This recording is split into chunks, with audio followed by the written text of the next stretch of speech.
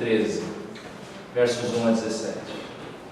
Naquela ocasião, alguns dos que estavam presentes contaram a Jesus que Pilatos misturara o sangue de alguns galileus com os sacrifícios deles. Jesus respondeu: vocês pensam que esses galileus eram mais pecadores que todos os outros por terem sofrido dessa maneira? Eu lhes digo que não. Mas se não se arrependerem, todos vocês também perecerão. Ou vocês pensam que aqueles 18 que morreram quando caiu sobre eles a torre de Siloé eram mais culpados do que todos os outros habitantes de Jerusalém? Eu lhes digo que não. Mas se não se arrependerem, todos vocês também perecerão. Então contou esta parábola: um homem tinha uma figueira plantada na sua vinha. Foi procurar fruto nela e não achou nenhum. Por isso disse ao que cuidava da vinha: já faz 3 anos que venho procurar fruto dessa figueira e não acho. Corte, por que deixá-la inutilizar a terra? Respondeu o homem: Senhor, deixe-a por mais um ano e eu cavarei ao redor dela e a adubarei. Se não der fruto no ano que vem, muito bem. Se não, corte-a. Certo sábado, Jesus estava ensinando numa das sinagogas e ali estava uma mulher que tinha um espírito que a mantinha doente havia 18 anos. Ela andava por encurvada e de forma alguma podia endireitar-se. Ao vê-la, Jesus chamou-a à frente e lhe disse: mulher, você está livre da sua doença. Então lhe impôs as mãos e imediatamente ela se endireitou e passou a louvar a Deus. Indignado porque Jesus havia curado no sábado, o dirigente da sinagoga disse ao povo: há 6 dias em que se deve trabalhar, venham para ser curados nesses dias e não no sábado. O Senhor lhe respondeu: hipócritas, cada um de vocês não desamarra no sábado o seu boi ou jumento do estábulo e o leva dali para dar-lhe água? Então esta mulher, uma filha de Abraão, a quem Satanás mantinha preso por 18 longos anos, não deveria no dia do sábado ser libertada daquilo que aprendia? Tendo dito isto, todos os seus oponentes ficaram envergonhados, mas o povo se alegrava com todas as maravilhas que ele estava fazendo. Palavra do Senhor até aqui. Nós julgamos que alguma coisa é boa se ela produz aquilo que nós esperamos dela. Quando você compra um produto, é assim que você espera que aquilo que você comprou faça aquilo que promete, cumpra aquilo que promete. Se sim, esta coisa atendeu a sua expectativa. Se ela não cumpre, a sensação que nos fica é uma sensação de insatisfação. Tudo é julgado de acordo com o padrão que eu e você adotamos. E isto, inclusive, as pessoas. Nós julgamos as pessoas de acordo com a expectativa que nós temos delas. Pessoas são boas ou más de acordo com o padrão que nós adotamos em relação a elas.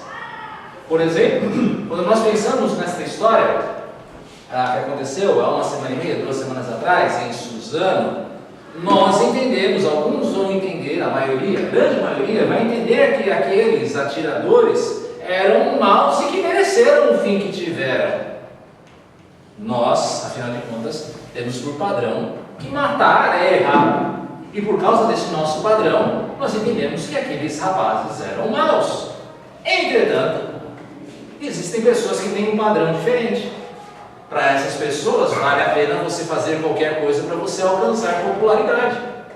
Então, aquilo que aqueles jovens fizeram não é algo necessariamente mal. Elas julgam que aquilo é bom, por quê? Porque aquele é o padrão delas. Bem, a aprovação, então, ou reprovação, dependem do padrão que nós adotamos. Nós aprovamos ou reprovamos alguma coisa ou alguém de acordo com o padrão que você adota. Essa, afinal de contas, é a cultura de performance prevalecente que nós temos no nosso mundo hoje. Eu estabeleço metas, eu estabeleço padrões a serem atingidos daquilo que eu considero aceitável para mim ou para as outras pessoas, e eu tento então me conformar a esses padrões, eu tento me conformar a essas metas que eu estabeleci. Se eu consigo cumpri-las, então eu me considero aprovado. Agora, se eu não consigo, então eu entendo que eu estou reprovado. A gente vê isso apenas como um exemplo na questão de pessoas que têm uma autoestima baixa. Elas olham para a maioria das pessoas, elas entendem que essa maioria elas têm uma expectativa, elas têm um padrão adotado, no qual eu não consigo necessariamente atender. E se eu não consigo atender então ao padrão dessa maioria, seja aos meus olhos, seja aos olhos dos outros, então eu sou um loser, um fracassado. Nós não percebemos que viver para atender a padrões humanos, sejam os meus próprios padrões, seja um padrão que os outros têm a meu respeito, pode nos levar à escravidão e à frustração, porque ninguém consegue cumprir todos os padrões o tempo todo. Pior, nós não percebemos que esse esforço todo pode nos afastar de atender a única expectativa que realmente importa que nós atendamos, que é a expectativa de Deus. Procurar agradar pessoas nos afasta de agradar a Deus. No texto de hoje, Jesus fala a respeito de expectativas. Jesus fala da nossa tentativa em atendê-las e da nossa falha em atender a essas expectativas. Mais ainda, e isto é o que mais nos importa, é entender que Jesus nos dá um caminho de libertação quando nós nos alinhamos à vontade do Senhor. Olhamos para o texto então. Por que coisas ruins acontecem a pessoas boas? Eu quero antes trazer essa reflexão. Por que coisas ruins acontecem com pessoas boas? Eu vejo aqui no verso 1 a 5 uma resposta muito comum a essa pergunta. Veja aí principalmente os versos 1 e 3. Jesus fala de duas tragédias que aconteceram nos seus dias. Na primeira tragédia, a primeira tragédia é uma tragédia causada pela maldade e pela opressão humanas. Pilatos, pelo que nós entendemos do texto, porque nós não temos nenhum outro registro desta ocasião, Pilatos teria então matado algumas pessoas que estavam oferecendo sacrifícios no templo em Jerusalém. Imagine, essas pessoas estão num momento santo, num momento de devoção, estão na igreja e elas são então assassinadas ali.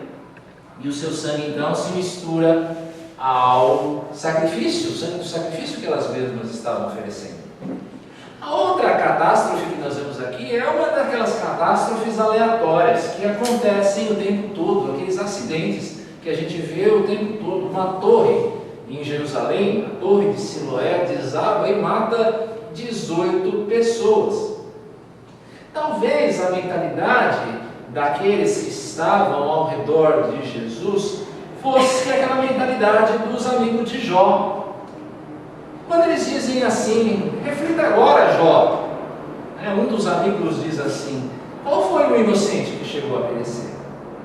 Onde é que os íntegros sofreram destruição?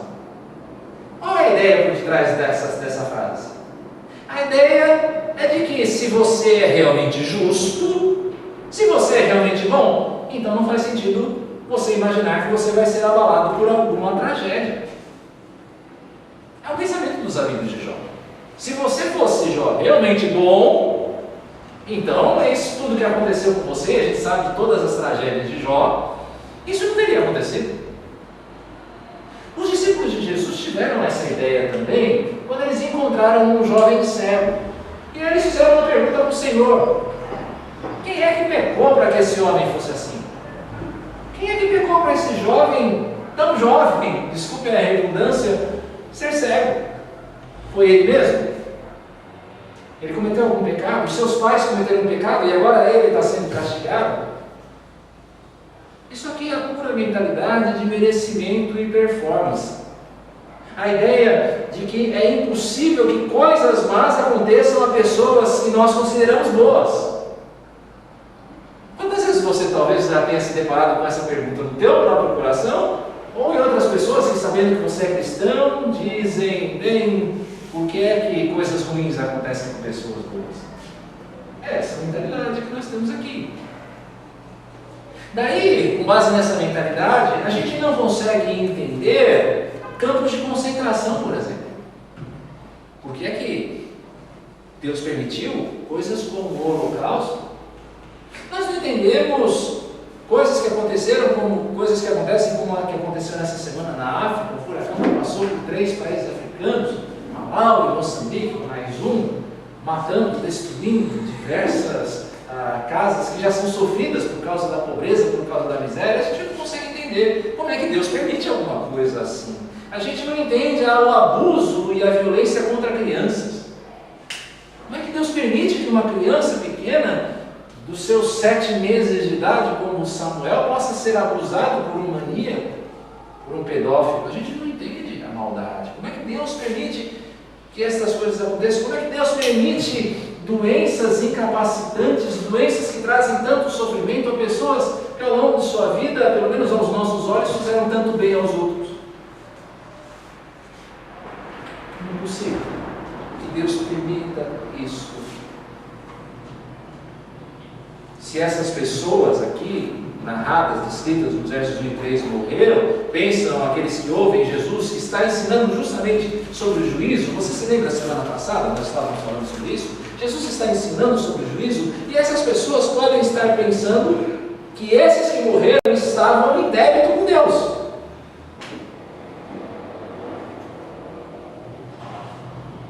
Mas a questão real a ser perguntada é: por que não comigo?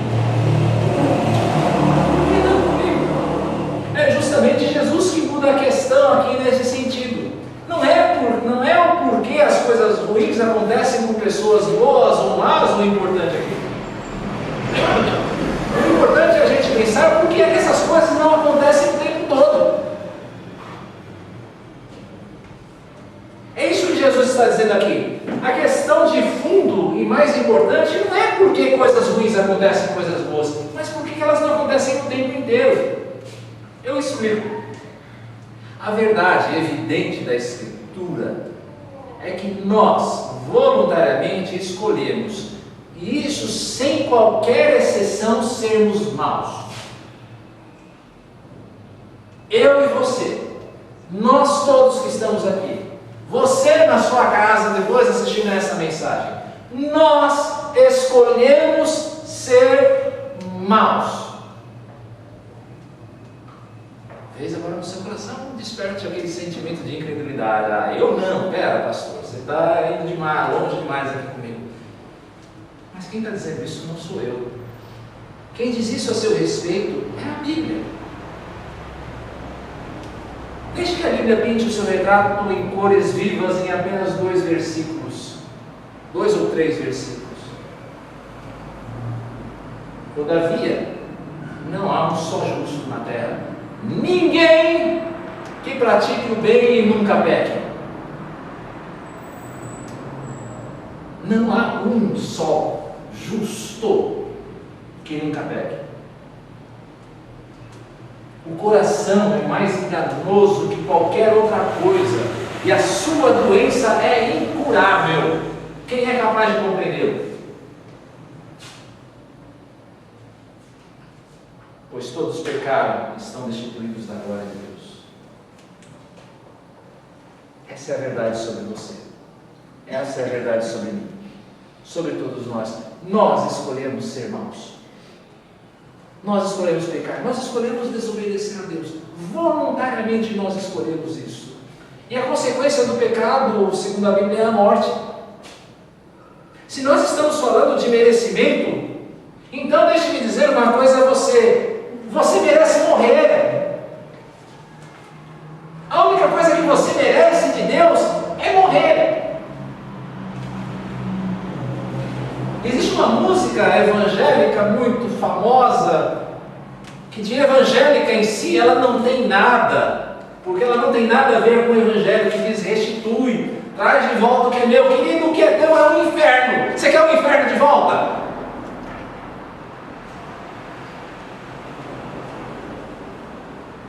Porque é isso que você merece. A ira de Deus. Esse é o meu único mérito, o meu único merecimento que eu tenho.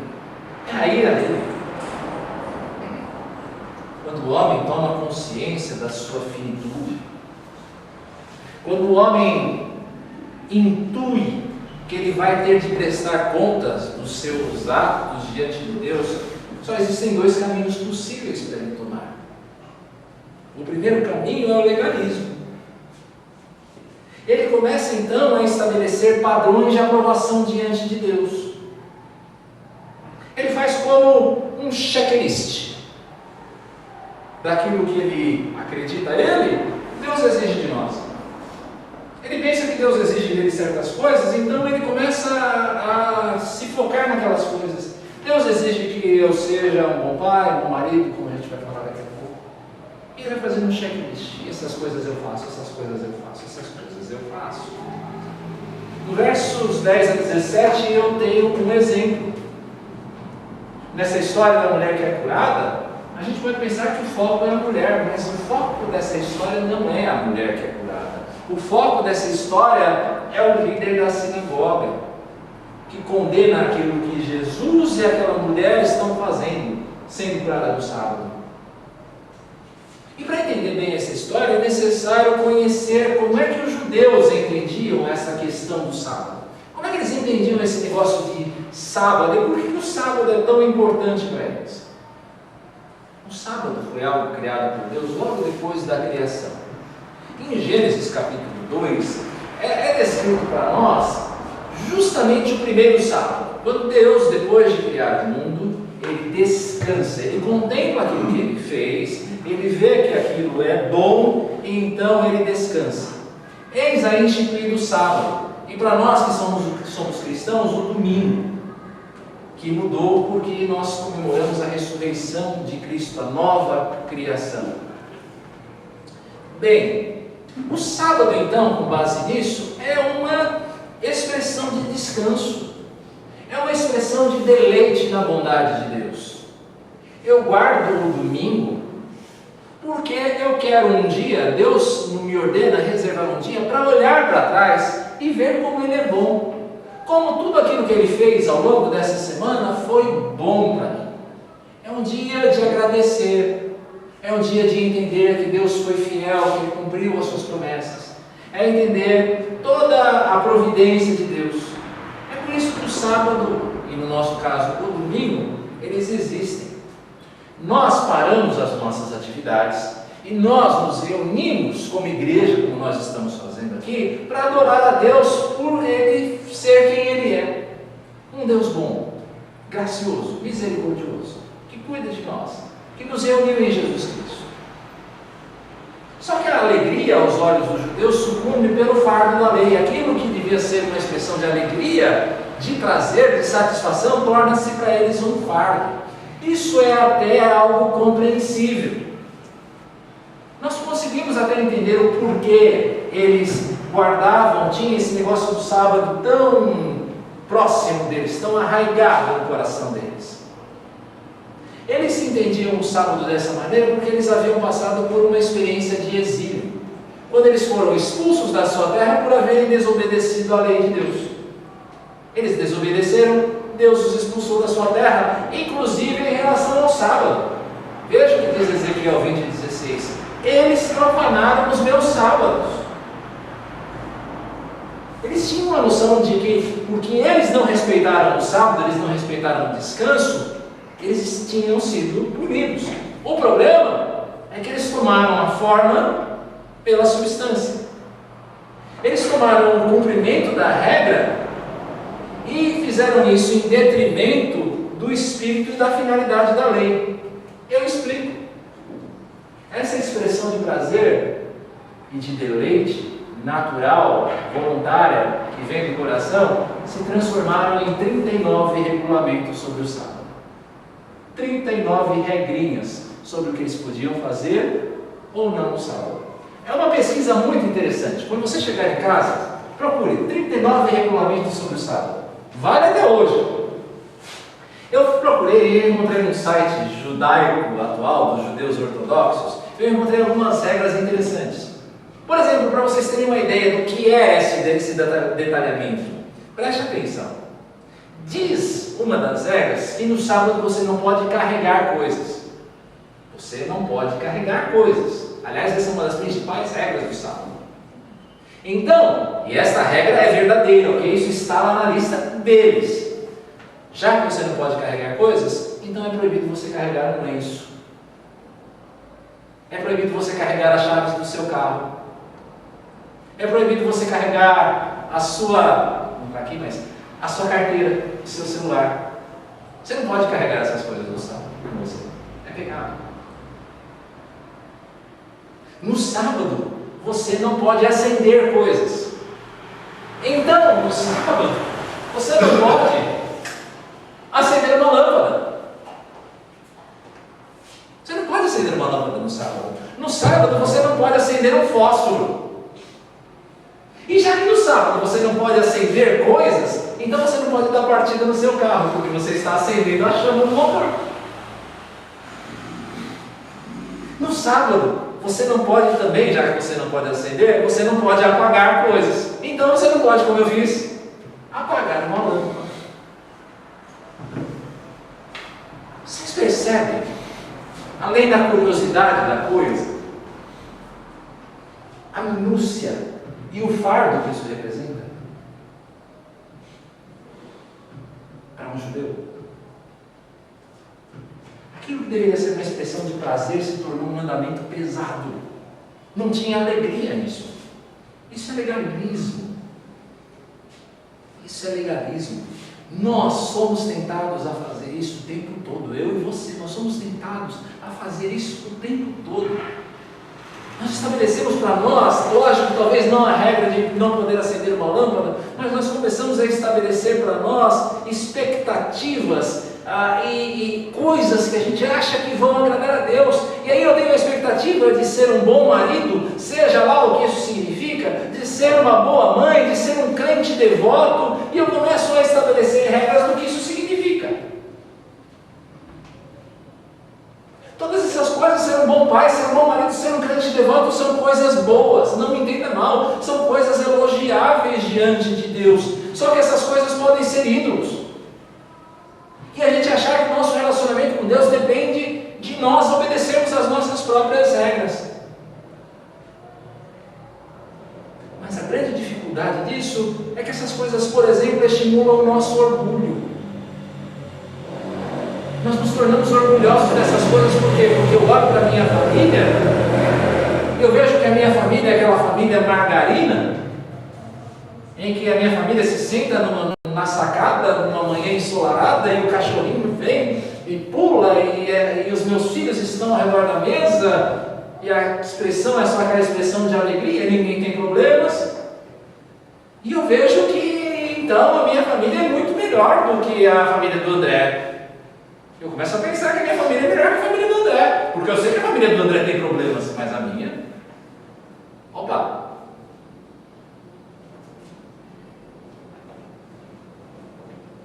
Esse legalismo nutre em nós um senso de independência de Deus.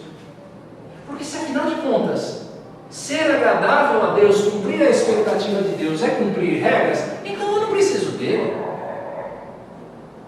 Basta que eu faça aquilo que eu acho certo. Se eu acho que o meu relacionamento com Deus depende de cumprir determinadas regras, isso me torna um míope diante da lei. Porque eu vou ficar focado em um mandamento e esqueço todo o resto. Eu dou o meu dízimo na igreja, mas quando saio da igreja, eu ofendo a minha mulher que está no carro junto comigo.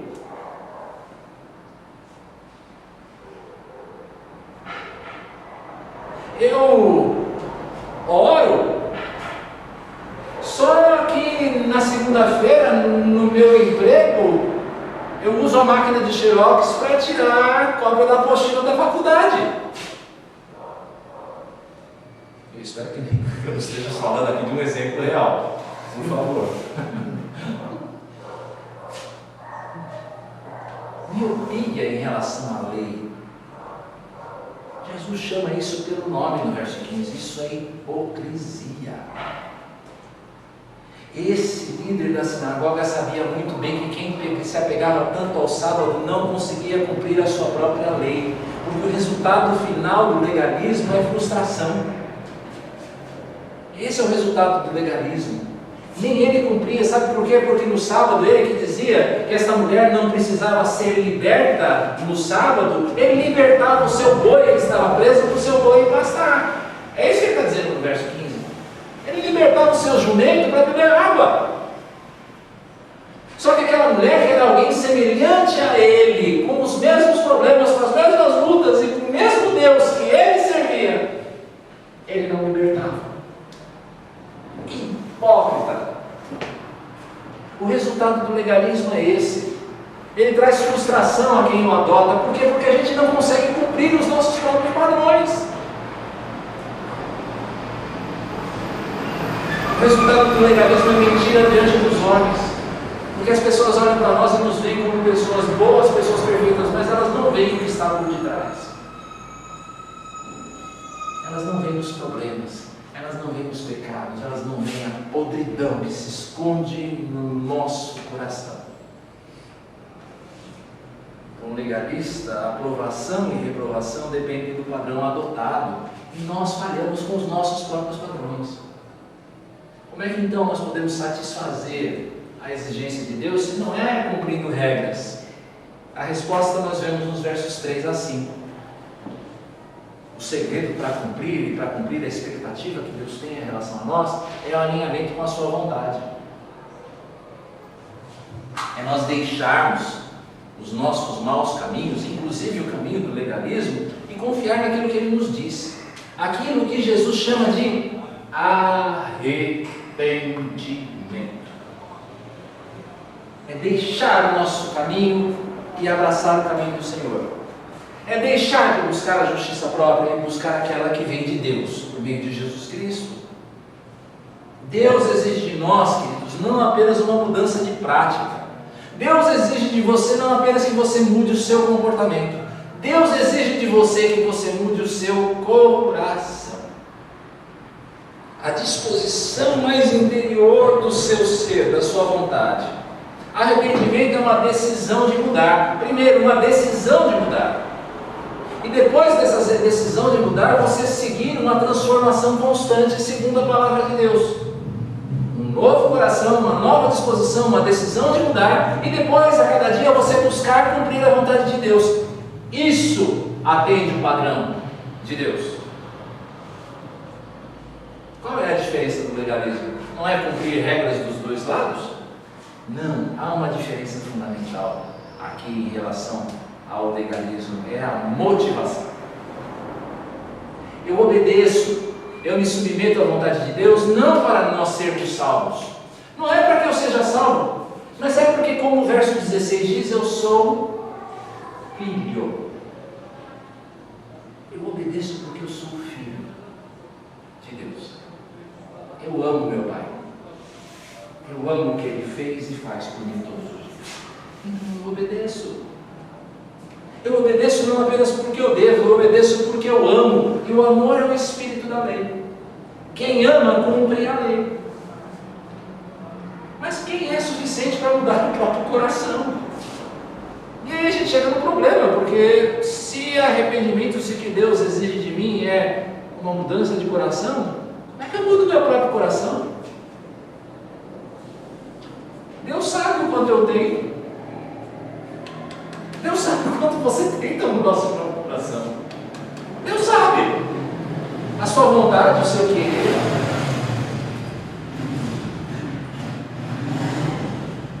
Só que a mudança do coração é como o final de um relacionamento.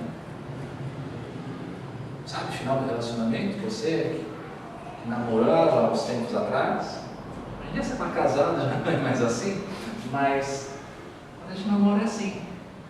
A gente termina um relacionamento, a gente fica triste, parece um novo. Nada como um novo amor para apagar o antigo amor. Não é verdade? É apenas quando o amor de Deus é aplicado nos nossos corações pelo Espírito de Deus que nós recebemos um novo coração, que nós chegamos ao arrependimento que Deus requer de nós. É apenas quando o amor de Deus expulsa o amor pelas velhas coisas que nós recebemos um novo coração e nós somos transformados. É o Espírito de Deus que nos dá um novo coração. O que eu quero dizer aqui é que atender ao padrão de Deus não é fazer ou deixar de fazer algo, Não é uma questão do que eu faço, é uma questão do que eu sou. Eu não convido você, então, a partir disso, a criar uma nova lista de regras. Você não vai cumprir essas regras. O que eu estou convidando você a fazer aqui é crer e confiar. É pedir a Deus um novo coração que o obedeça. E este coração, uma vez instalado dentro de nós, vai produzir frutos de vida. Se a semente está plantada, se o coração foi transformado realmente, frutos de vida vão aparecer. Frutos, por exemplo, como misericórdia e graça, que é o que Jesus exercita com esta mulher. Nós vamos nos tornar tão misericordiosos quanto ele mesmo é. Só que os frutos precisam surgir. E aí eu chamo sua atenção aos versos 6 a 9 do nosso texto. Quando Jesus conta a parábola da vinha. O juízo de Deus, esse é o sentido desta parábola, o juízo de Deus é um juízo iminente. Deus virá buscar o seu fruto. Ainda que Deus seja paciente, e olhando para esse texto nós chegamos a essa conclusão de que nós ainda vivemos esse tempo da graça, esse tempo de paciência de Deus. Deus, que é o Senhor da vinha, vai vir buscar os frutos da sua vinha. Jesus tira essa ilustração lá de Isaías. Eu convido você a abrir Isaías capítulo 5, versos 1 a 7. Isaías capítulo 5, versos 1 a 7, um texto que na nova versão internacional nós vemos descrito como a canção da vinha.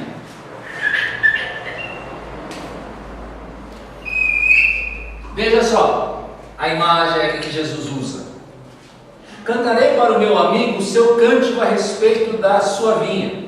O meu amigo tinha minha vinha na encosta de uma fértil colina. Ele cavou a terra, tirou as pedras, plantou as melhores videiras, construiu uma torre de sentinela e também fez um tanque de prensar uvas. Ele esperava que dessem frutas boas, mas só deu frutas azedas. Agora, habitantes de Jerusalém e homens de Judá, julguem entre mim e a minha vinha. Quem mais se poderia fazer por ela que eu não tenha feito? Então, por que só produziu uvas azedas quando eu esperava uvas boas? Pois eu lhes digo o que vou fazer com a minha vinha. Derrubarei a sua cerca para que ela seja transformada em pasto. Derrubarei o seu muro para que seja pisoteada. Farei dela um terreno baldio que não será podada nem capinada. Espinheiros e ervas daninhas crescerão nela. Também ordenarei às nuvens que não derramem chuva sobre ela. Pois bem, a vinha do Senhor dos Exércitos é a nação de Israel, e os homens de Judá são a plantação que ele amava. Ele esperava a justiça, mas houve derramamento de sangue. Esperava a retidão, mas ouviu gritos de aflição. Quando a gente olha para a vinha, agora no nosso texto, a gente entende então, à luz desse texto de Isaías, que a vinha é o povo de Deus. Que Deus é o dono da vinha. Deus cercou a sua vinha, Deus cercou o seu povo de proteção, Deus cercou o seu povo de providência, de bens, de tudo o que ele precisava para dar frutos. Só que o resultado foi ruim. Ele não recebeu nada do que ele esperava. E por isso agora ele vai cortar a vinha. Mas há mais uma personagem no nosso texto. Aquele que intercede pela vinha. Aquele que diz, não corte ainda. Vamos fazer mais uma tentativa. Eu vou limpar essa sua vinha. Eu vou colocar adubo nela. Vamos ver o que vai fruto. Vamos ver o que vai dar daqui a um ano. Daqui a um ano o Senhor volta e a gente vê o que deu. O vinhateiro aqui é Jesus. Ele que intercede pelo povo de Deus, pela vinha. Ele promete nutrir a vinha, ele promete limpar a vinha à custa do seu próprio sangue. Ele diz a Deus, espere, Pai, vamos cuidar dessa vinha por mais um tempo. Ainda há um tempo de cuidado para esta vinha. Olhando então para essa parábola, eu tiro duas lições. Primeiro, este ainda é um tempo de graça. Este ainda é o tempo da paciência de Deus. É por causa da paciência de Deus que coisas ruins não acontecem o tempo todo. Lembra da pergunta no começo? problema não é porque as coisas ruins acontecem com pessoas boas, mas porque elas não acontecem o tempo todo. E elas não acontecem o tempo todo porque Deus é gracioso. Deus está sendo paciente com você e comigo. Sabe por que todo dia, na hora que você sai de casa, você não é assaltado, atropelado, cai um meteoro na sua cabeça, um satélite desaba do espaço em cima de você? Sabe por que essas coisas não acontecem? Porque Deus ainda está sendo paciente com você. Veja o que diz 2 Pedro 3,9. Não diz? Que maravilha. 2 Pedro 3,9. Abra aí. Deus querido. 2 Pedro 3,9. O Senhor não demora em cumprir a sua promessa, como juram alguns. Ao contrário, Ele é paciente com vocês, não querendo que ninguém pereça, mas que todos cheguem ao arrependimento. Deus é paciente. Se o juízo não veio, é porque Deus está agindo com paciência. Irmãos, entretanto, não nos enganemos, a colheita vai vir. E na colheita, ou você dá o seu fruto, ou então a árvore é cortada. Lembre-se de João Batista, lá no Evangelho, no mesmo Evangelho de Lucas, no capítulo 3. O machado já está posto à raiz da árvore. Ou você dá o fruto, depois desse tempo de graça, ou prepare-se para o fogo. Uma outra lição que a gente vê nessa parábola aqui, da vinha, é a nossa necessidade de Cristo. Ai de nós se nós não tivéssemos Jesus intercedendo por nós, os que cremos nele. Se Jesus não estivesse intercedendo por nós, nós já estaremos fatalmente julgados e condenados. Mas é porque nós temos um Cristo misericordioso que intercede pelo seu povo, que nós ainda estamos aqui. Glória a Deus por isso, glória a Deus por Jesus Cristo, glória a Deus pela sua paciência. Eu e você temos de todos os dias agradecer. Deus, obrigado por ser paciente comigo.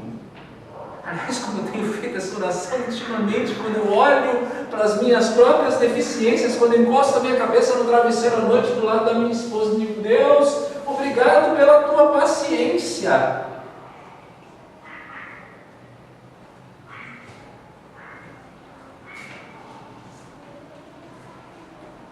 Por isso é importante que você tome uma decisão hoje. Qual a sua opção? Fruto ou fogo?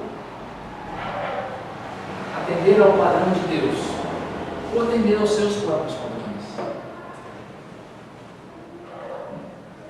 Eu chamo você que não entregou ainda a sua vida a Jesus Cristo.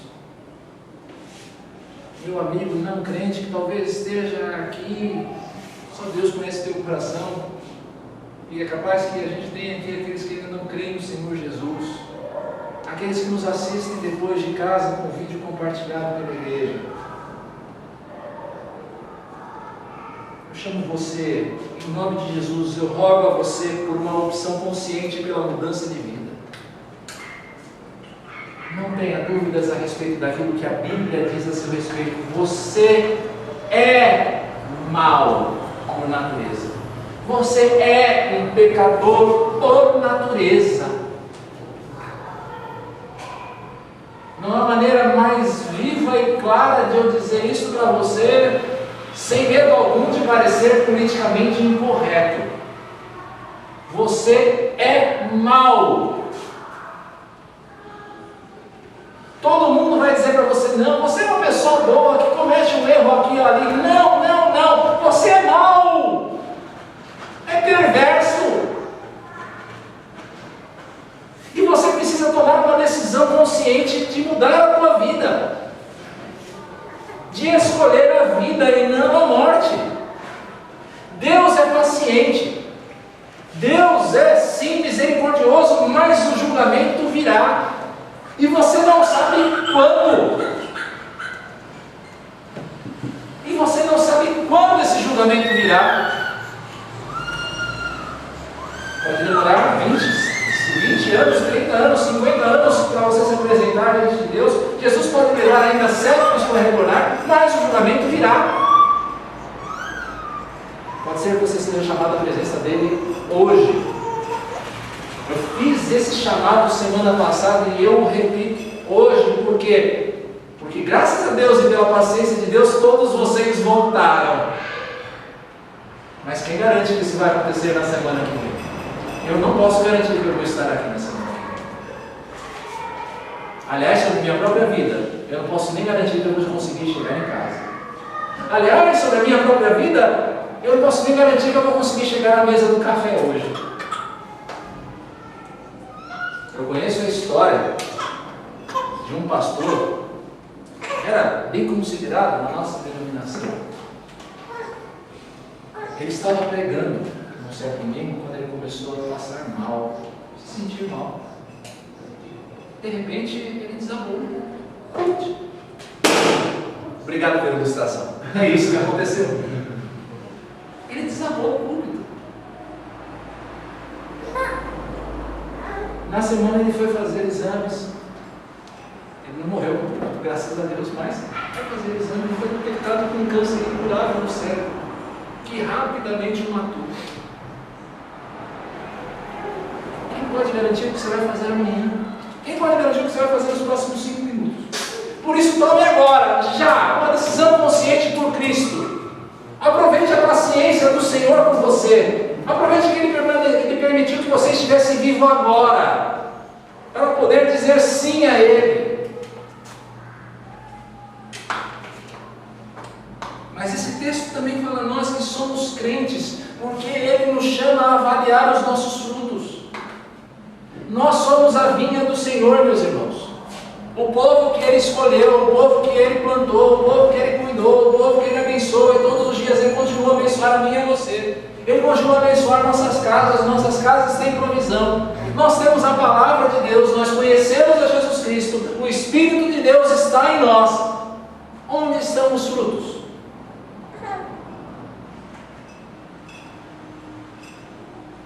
Por isso é preciso nós vivermos uma correção de rota constante. Nós buscarmos todo o tempo um alinhamento à vontade de Deus. Nós precisamos disso. Nós precisamos também compreender que viver o Evangelho é um fluir de vida e de liberdade. Viver o Evangelho é um fluir de vida. Não é você viver de regras. Ser evangélico não é viver de regras. Tem muita gente que não vem a Cristo porque pensa, eu vou ter que me tornar um chato. É o que diziam, por exemplo, dos puritanos, né? Os inimigos dos puritanos, lá no século XVI, XVII, falavam que um puritano é alguém que tem alegria em ver a tristeza alheia, em ver a falta de prazer dos outros. Isso não é ser cristão. Ser um cristão é viver a alegria do Evangelho, a liberdade que Ele nos traz, de nós sabermos que somos filhos. Isso tem que ser renovado em nós o tempo todo, porque senão nós começamos a colocar sobre nós regulamentos, regras, tradições humanas, usos e costumes dentro da igreja. O culto se torna formalista. Nós nos tornamos tradicionalistas. Tradição, como eu sempre digo, não é algo ruim. A tradição, ela nos dá lastro, ela nos dá peso, de tal maneira que a gente não fique vagueando de um lado para o outro. Mas ser tradicionalista é a pior coisa que existe dentro da igreja, porque a gente começa a pensar que as coisas que a gente faz de certo na nossa igreja são aquelas que agradam a nós. A gente começa a pensar, por exemplo, que a gente só canta hino, porque hino é o que Deus deseja de nós. Existem cânticos que agradam a Deus muito mais do que muitos hinos. A gente começa a acreditar que Deus se agrada de um tipo de música e não de outro, que Deus se agrada de um tipo de vestimento e não de outro. E aqui eu não estou falando do bom senso, ok? Tenha bom senso se vestir para vir ao culto, por favor.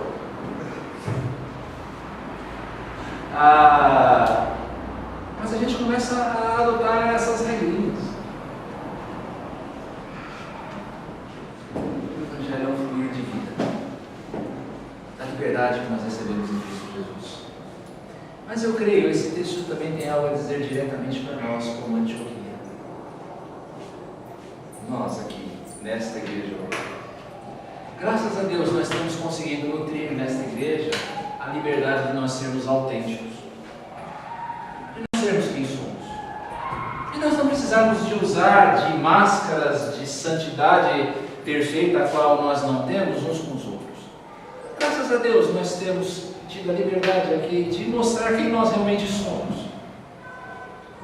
E eu creio que esse texto, então, ele nos incentiva a manter sempre essa liberdade. Seja você aqui que está chegando agora, que está se aproximando, não seja quem você é. Você não precisa mentir para nós, não. Você é tão imperfeito quanto qualquer um de nós. E nós estamos procurando nos ajudar uns aos outros a crescer. Seja quem você é. E permita que o Espírito de Deus trabalhe em você para mudar as coisas que precisam ser mudadas. E Ele faz isso através da igreja.